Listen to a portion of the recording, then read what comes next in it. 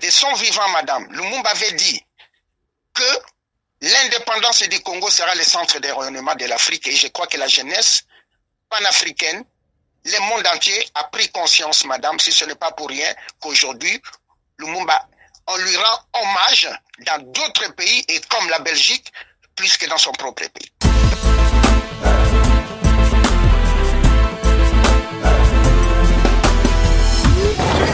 Vous écoutez le journal des diasporas africaines. Bonjour. Zoom on the beat. Bienvenue, installez-vous, on a des nouvelles pour vous. Il y a des bonnes, il y a des mauvaises, mais il y a des nouvelles pour vous. Bienvenue, installez-vous, on a des nouvelles pour vous. Il y a des bonnes, il y a des mauvaises, mais il y a des nouvelles pour vous. Vous écoutez le journal des diasporas africaines. JPK, bonjour. Bonjour madame Eugénie Djeki. Bonjour. Merci d'accepter mon entrevue aujourd'hui dans le journal des diasporas africaines. Alors JPK, est-ce que vous pourriez vous présenter? Je suis Jean-Paul Kassende, d'où mes initiales JPK. J'ai aujourd'hui 71 ans depuis le 20 mars de cette année. Donc je suis père de famille, j'ai 9 enfants et 10 petits-enfants. Je suis originaire de la République démocratique du Congo et je vis en France depuis une cinquantaine d'années, mais je suis à cheval entre Kinshasa et la République démocratique du Congo. Mais précisément, comme tout homme qui doit nourrir sa famille, je travaille à la Commission électorale nationale indépendante. Donc, RDC. À RDC. Et en ce jour, depuis 2019, je suis pour des raisons médicales. Mais bien avant, j'ai eu une autre activité, ma passion patriotique, qui est effectivement l'hommage à Patrice Emery Lumumba, et c'est depuis tout ce temps. Je n'en connais pas d'autres en dehors de moi, on est mieux servi que par soi-même. Est-ce qu'il y a un sujet d'actualité que vous voulez aborder avec moi aujourd'hui? Oui, le sujet d'actualité que je voudrais aborder avec vous, si on peut appeler ça actualité, parce que cette actualité date depuis bientôt plus de 60 ans.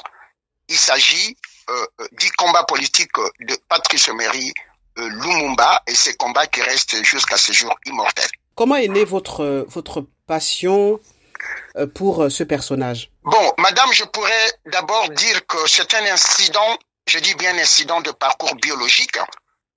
Le fait que je suis originaire de la République démocratique du Congo et du même village que Patrice Emery Lumumba.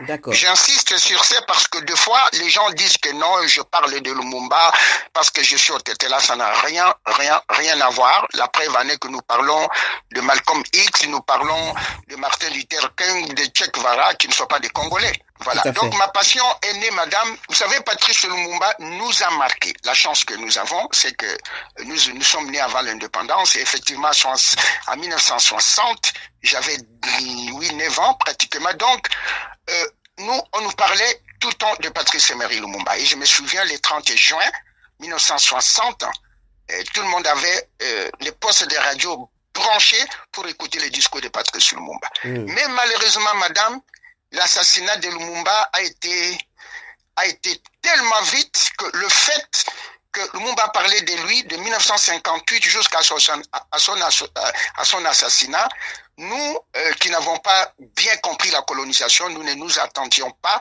que la Belgique, le Belge, les Occidentaux, le Blanc comme on les appelle, pouvaient se permettre cet assassinat odié. Et quand Lumumba est assassiné, madame, à 61, j'ai vu la colère au village où nous avons pillé tout ce qui appartenait aux Belges. Et 3 ans après, qu'est-ce que nous voyons? Dans mon village, je me souviens toujours, j'ai vu un groupe de jeunes gens qui sont arrivés pour dire que bon, ils vont chasser le régime de Mobutu.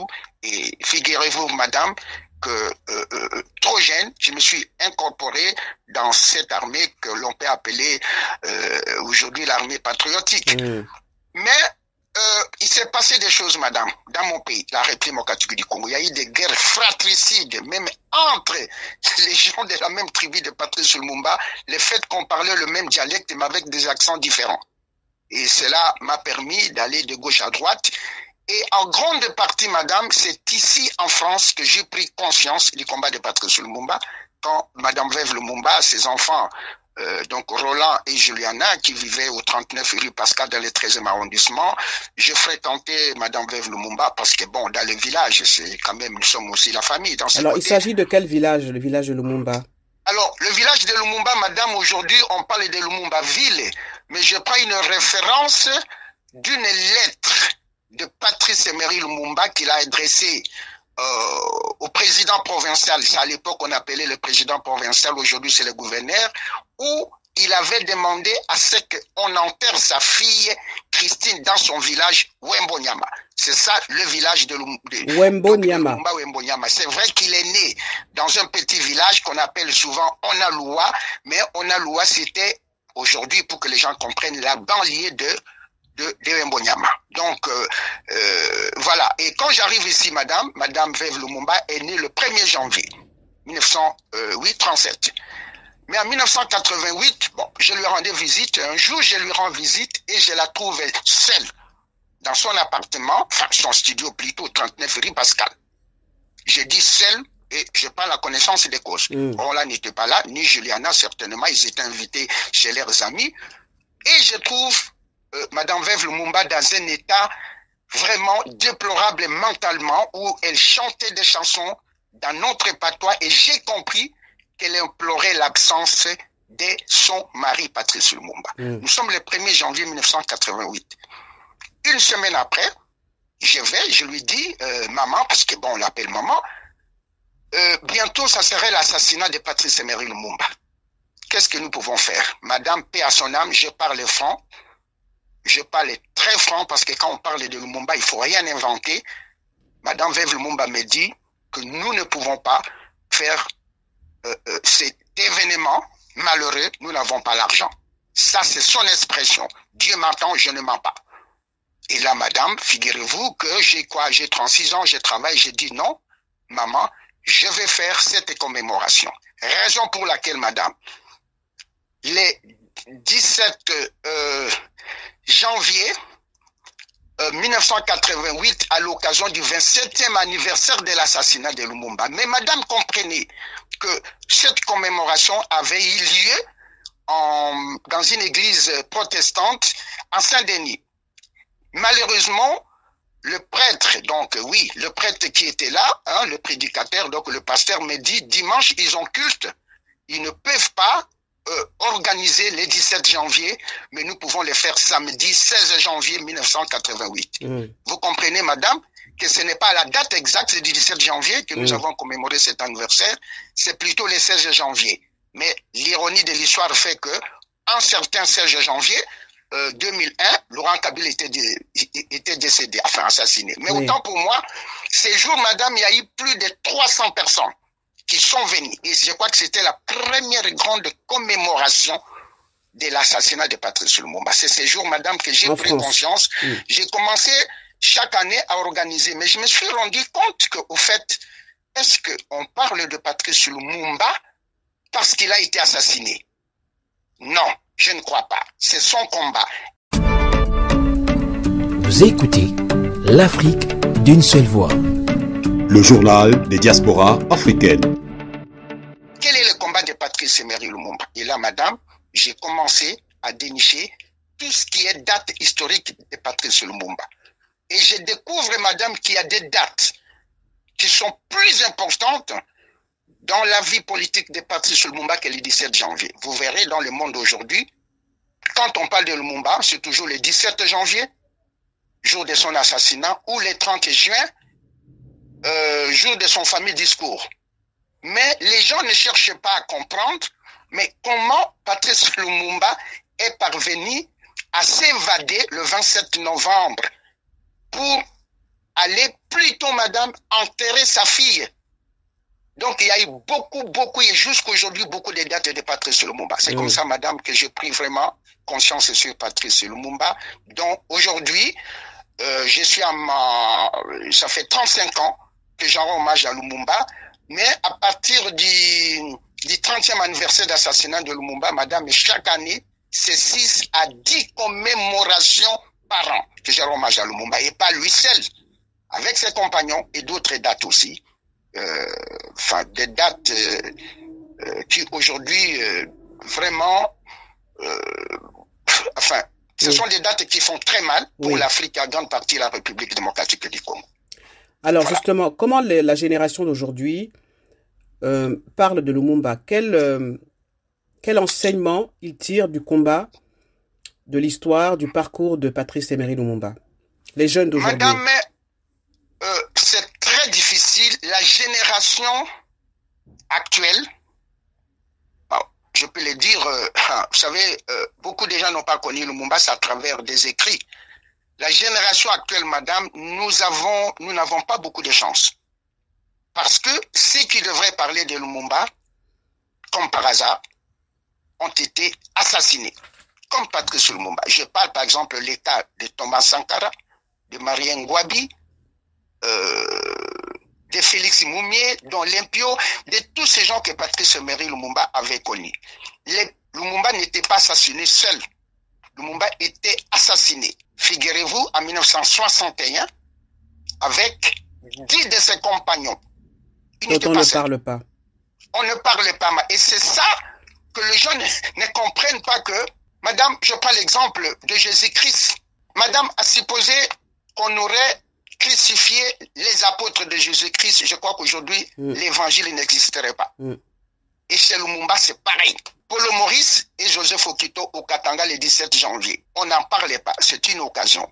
Les mêmes personnes qui ont accompagné, qui ont exporté Lumumba donc à son exécution, ce sont les mêmes, madame, qui en date du 15 février 1961 ont amené dans un village qu'on appelle Kassengoulou, aujourd'hui dans la province du Kasaï central, 8 compagnons de Patrice Lumumba. Si vous permettez, madame, pour l'historique, il y avait le papa de la chanteuse Abeti Masikini, qui s'appelait Jean-Pierre Finan. Il y avait le papa de l'actuel, notre ambassadeur en République du Congo, donc du côté Brazzaville, Christophe Muzungu, et il y avait, madame, le grand frère de madame Nzunziwa Mbombo, Catherine, le plus jeune avait 23 ans. Ils ont été exécutés le 15 février 1961. Vous écoutez l'Afrique d'une seule voix. Madame, ça a été une fatalité pour qu'on parle de l'histoire de Patrice Lumumba. Malheureusement, j'ai dit malheureusement, quand M. Mobutu fait de Lumumba le 30 juin 1966 l'héros national, nous passions qu'on allait parler de Lumumba. Non, madame. Pierre Moulélé, ministre, madame, de l'éducation nationale, parce qu'ils avaient pris des armes contre les régimes dictatoriaux, c'est normal. Ce régime qui a été implanté, bon, à l'époque, parce que c'était la guerre froide, ils ont pris des armes, madame, et encore, le 3 octobre 68, Pierre Moulélé a été exécuté. Madame, je ne sais pas comment nous aurions pu avoir le courage de parler de Patrice Lumumba quand on a décimé tout ce monde. Mais la chance que nous avons, madame, s'il vous plaît, c'est que le même, donc je parle d'aujourd'hui, le même personne, le même pouvoir, les mêmes puissances qui ont contribué à l'élimination de Patrice Lumumba, donc physiquement, ce sont eux qui l'honorent aujourd'hui, parlons-en franc. Oui. Vous prenez la Belgique, madame, quand vous allez, je ne pense pas qu'un jour il y aura des avenues, des édifices de rue Patrice Lumumba en Belgique, madame, et même ici en France. Ce sont ceux-là qui honorent Patrice Lumumba. Bon. Aussi, le fait, madame, que 61 ans après, on restitue, je dis, une partie. Oui. Des corps de Patrice Lumumba, même si on n'est pas passé par les tests ADN, comme le disent les gens. Mais nous, ce qui est important pour nous, madame, c'est que la Belgique reconnaisse au moins qu'elle a quelque chose qui appartenait à Lumumba, que ça soit faux ou vrai. C'est cet aveu.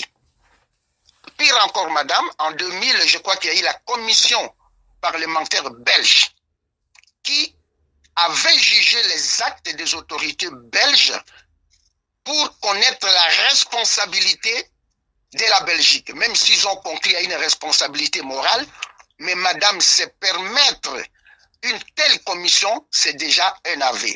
Le mal que nous avons, madame, c'est que du côté congolais, c'est à nous de faire le travail. Malheureusement, madame, excusez-moi l'expression, j'endosse ce que j'ai dit comme responsabilité.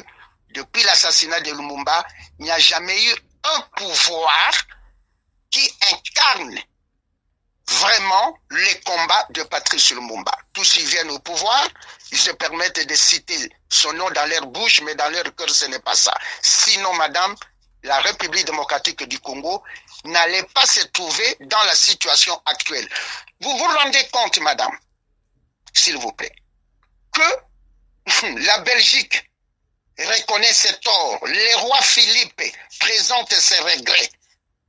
Mais, madame, quand on reconnaît ses torts, quand on présente ses regrets à la population congolaise, aussi à la population africaine, qu'est-ce que l'on peut faire de ces pays? Regardez, madame, ce qui se passe dans le pays de Patrice Lumumba. Et c'est là, madame, que nous donnons raison à Patrice Lumumba, parce que les gens, au fait, ne lisent pas beaucoup sur Patrice Lumumba. Moi, madame, excuse-moi l'expression, je suis africain, je ne peux pas me permettre de milliers nous écoutent de mentir. Je rêvais 3 fois de Patrice Lumumba. Vous savez, madame, quand vous allez à Kinshasa, ok, le président Mobutu fait de Lumumba l'héros national, pas de problème. Laurent Kabila arrive, il fait de la fille de Lumumba ministre de la culture et art. C'est bon. Joseph Kabila fait une statue. Aujourd'hui, c'est vrai que le président Tshisekedi a passé sa nuit pour une veille mortuaire à Lumumba. Tout ça, c'est bien. Mais madame, est-ce que les combats de Lumumba, c'était qu'on lui rende hommage ou que son pays qu'il a libéré, madame, puisse être, comme il a dit, le centre de rayonnement de l'Afrique? Alors justement, voilà. Ça sera peut-être le mot de la fin. On reviendra sur le parcours de Lumumba très prochainement sur l'Afrique d'une seule voix. L'état actuel de la RDC, qu'est-ce que vous dites? Est-ce que le projet de Patrice Emery Lumumba, il est concrétisé avec Monsieur Tshisekedi qui va sûrement être candidat pour la prochaine élection présidentielle? Bon, madame, je ne crois pas que le projet de Patrice Emery Lumumba est concrétisé avec le pouvoir actuel. Parce que pour que ce projet, madame, s'il a l'ambition se concrétise, il faudrait que le Congo, notre pays, retrouve sa paix. Or, madame, encore une fois, comme par hasard, vous avez 2 provinces, le fief de Lumumba, qui sont en ébullition des sangs. La province orientale et la province du Kivu. Moi, personnellement, vu mon expérience, j'ai dit que 61 ans après l'assassinat de Lumumba, ce sont encore des Lumumbistes qui subissent. D'où notre travail pour que la jeunesse panafricaine prenne conscience. Et personnellement, madame, je vous remercie de l'occasion que vous nous donnez. Pour peut-être conclure, si vous me permettez, en ce moment, nous sommes en train de préparer les centenaires de naissance de Patrice Lumumba en 2025. Est-ce que les Congolais, je dis bien les Congolais sont conscients, madame, ce n'est pas facile. Mais Patrice Lumumba lui-même avait dit, de son vivant, madame, Lumumba avait dit que l'indépendance du Congo sera le centre de rayonnement de l'Afrique. Et je crois que la jeunesse panafricaine, le monde entier a pris conscience, madame, si ce n'est pas pour rien, qu'aujourd'hui, Lumumba, on lui rend hommage dans d'autres pays et comme la Belgique, plus que dans son propre pays. La lutte continue. La lutte continue. Merci infiniment, JPK, d'avoir répondu aux questions du Journal des diasporas africaines. À très bientôt et merci pour votre travail. Nous vous remercions aussi de tout ce que vous faites, madame. Que je vous bénisse. Une chose est sûre. Informer, comme migrer, est un droit. Mais être bien informé est essentiel pour faire les bons choix avant de bouger. Que ce soit dans nos pays ou vers l'Europe, peu importe.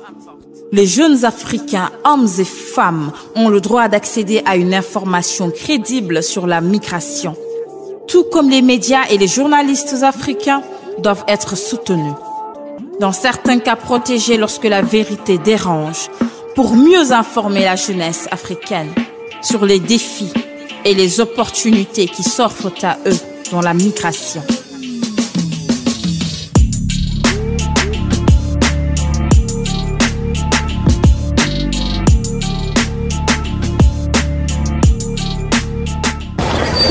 Vous écoutez le journal des diasporas africaines.